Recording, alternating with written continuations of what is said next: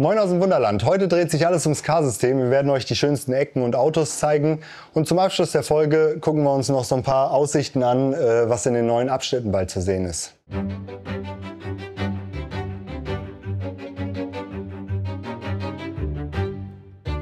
Wir sind hier gerade auf der Atacama-Baustelle und wie ihr seht, ist Erik dabei, eine Strecke in der Atacama-Wüste so ein bisschen zu bearbeiten. Das heißt, hier wird ein kleines, ja, ich sag mal, so ein Insel-Car-System entstehen. Und Felix hat ja hier schon alles Mögliche modelliert und wir müssen jetzt die Strecke so ein bisschen anpassen, funktionell an unsere Autos. Das heißt, wir wissen genau, welche Fahrzeuge hier später fahren werden und können die jetzt schon mal testen, gucken, ob da an der Wüstenstrecke, die ein bisschen anspruchsvoller für die Autos ist als unsere normalen Straßen in den anderen Abschnitten.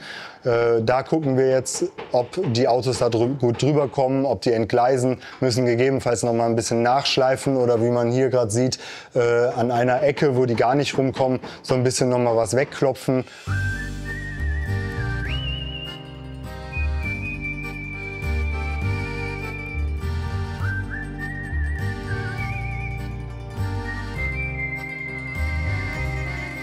Wir haben ja oben auf der Anlage 4 Abschnitte, wo das Car-System läuft, also wo Autos fahren. Das ist Knuffingen, USA, Skandinavien und der Airport. Es ist so, dass jedes Auto selbst fährt. Das heißt, es hat einen Akku integriert, einen eigenen Antrieb, also einen Motor mit einem kleinen Getriebe, eine lenkbare Achse, die einen Magneten besitzt, womit sich die Lenkachse quasi auf der Straße an einem Draht bzw. Magnetband festhält. Gesteuert wird das alles über eine Platine. Und diese Platine bekommt die Informationen über Infrarot. Dafür gibt es überall auf der Anlage, also an den Abschnitten, wo Autos fahren, sogenannte Infrarotsatelliten. Damit empfangen die Autos ihre Befehle, wie schnell die fahren sollen, welche Lichter die einschalten sollen oder auch wieder ausschalten sollen und auch, ob die irgendwo anhalten oder halt losfahren. Und koordiniert wird das alles über eine Software, die im Hintergrund läuft,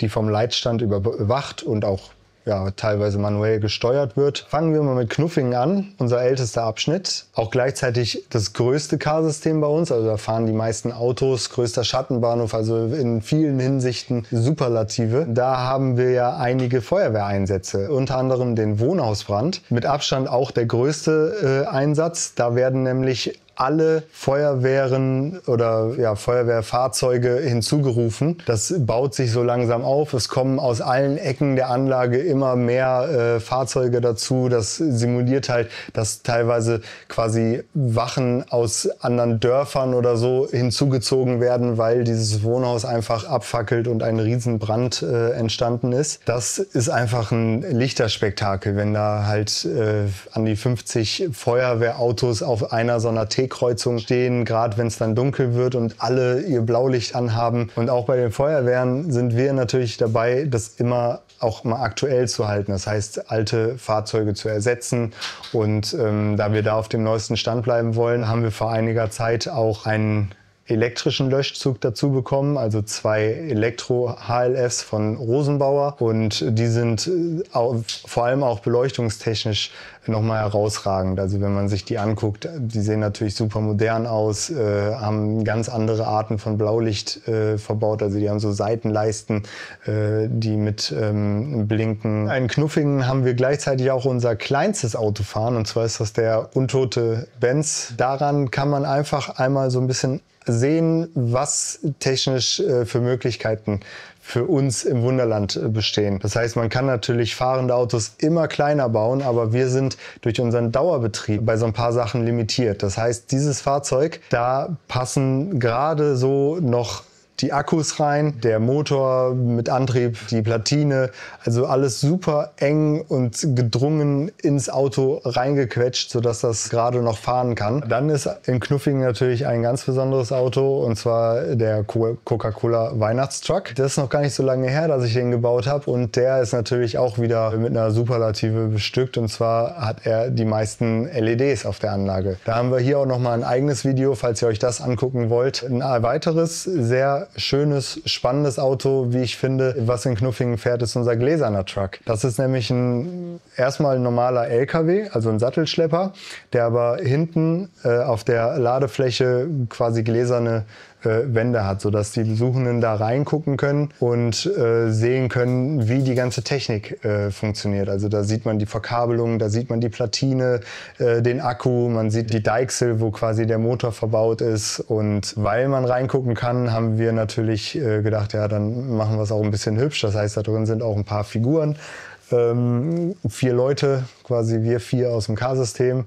Und da wird dann so ein bisschen geschweißt und gewerkelt. Und genau, das ist immer ein Hingucker und vor allem halt auch ein Blick hinter die Kulissen, obwohl es auf der Anlage fährt. Ja, als nächstes wurde ja dann der USA-Abschnitt eröffnet. Und auch da haben wir natürlich ein paar Besonderheiten. Zum einen haben wir dort die Rola. Das ist ein Zug, auf den Autos drauf fahren können. Die, die es sehen, wundern sich immer, also dass das funktioniert, dass auf einmal die Autos die Straße verlassen, auf einen Zug drauf fahren und der Zug dann losfährt, oder manche sehen auch nur, wie der Zug einfährt mit stehenden Autos und wundern sich, dass auf einmal die Autos auf den Zug losfahren und dann wieder auf die Straße fahren. Finde ich eine sehr schöne Schnittstelle zwischen den beiden Welten, also sprich K-System und dem ganzen Zugbetrieb. Außerdem haben wir in den USA das Auto fahren, was momentan den höchsten Kilometerstand hat. Bei uns ist das die 102, das ist ein Shell-Sattelschlepper, und zwar ist das bei knapp 27.000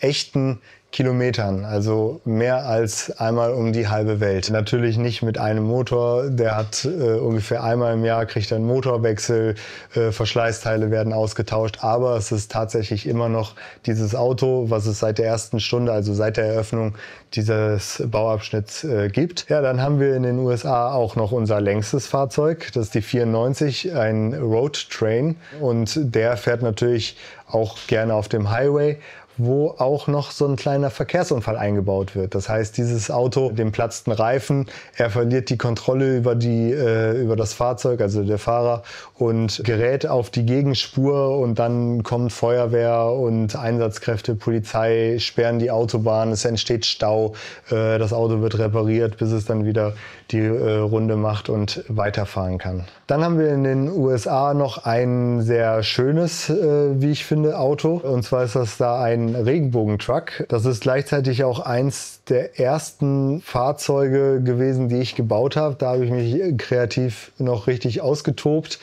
Da haben wir nämlich unten an der Zugmaschine so ein Lauflicht. Das heißt, passend zum Anhänger ist die Seitenbeleuchtung wie ein Regenbogen gestaltet, was wie ein Lauflicht durchläuft. Als nächstes wurde dann irgendwann Skandinavien eröffnet, und auch wenn viele Leute das gar nicht so mitbekommen, aber da gibt es auch ein K-System, auch wenn es das kleinste K-System hier im Haus ist bisher. Es fahren auch insgesamt nur 8 Autos in diesem Bereich. Zusätzlich ist an dieses K-System noch die Ölwesandbrücke angeschlossen. Da fahren allerdings nur unsere Einsatzfahrzeuge rüber, weil die Wache auf einer ganz anderen Insel ist. Aber da sieht man auch noch mal schön, wie wichtig eine Rettungsgasse ist.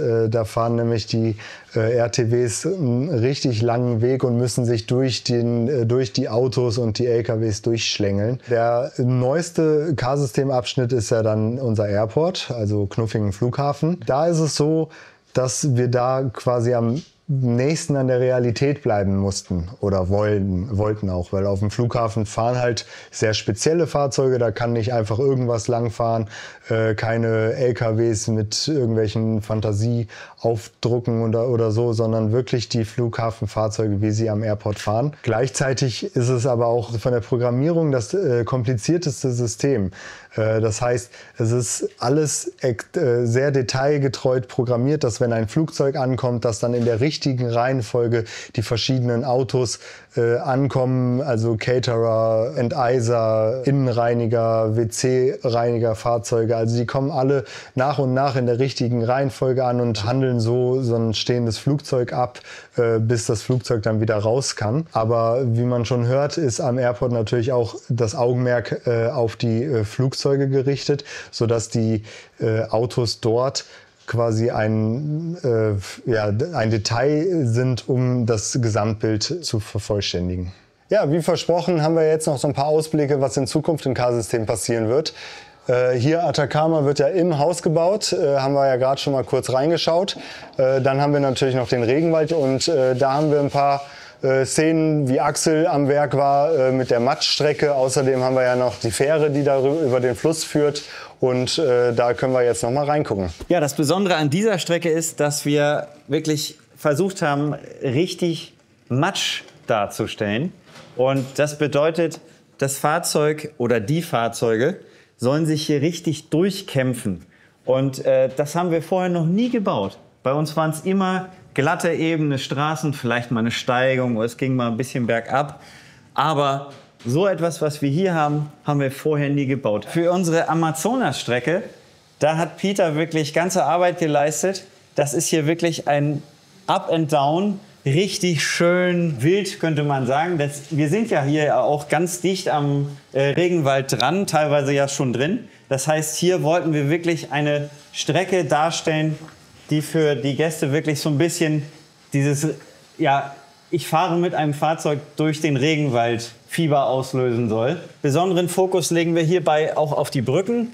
Diese Brücke wollen wir noch so bauen, dass sie später richtig wackelig, instabil wirkt, dass die Gäste wirklich denken, okay, die haben jetzt die Leute vielleicht mal über Nacht gebaut, um einfach über diesen Fluss rüber zu kommen. Das besondere Highlight auf dieser Strecke soll ein Fährbetrieb werden. Das heißt, unser Fahrzeug fährt an eine bestimmte Position.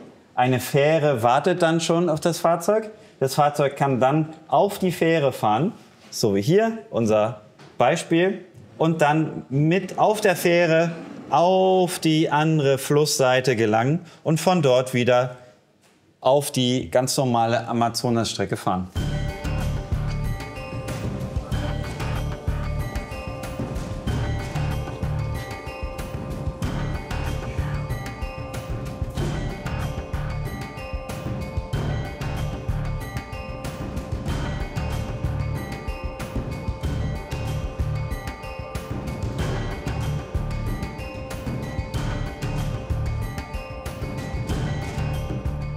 So, ich hoffe, es hat euch gefallen. Ihr könnt uns gerne mal in die Kommentare schreiben, welches Auto oder welche Ecke in dem Car-System ihr am spannendsten oder am schönsten fandet.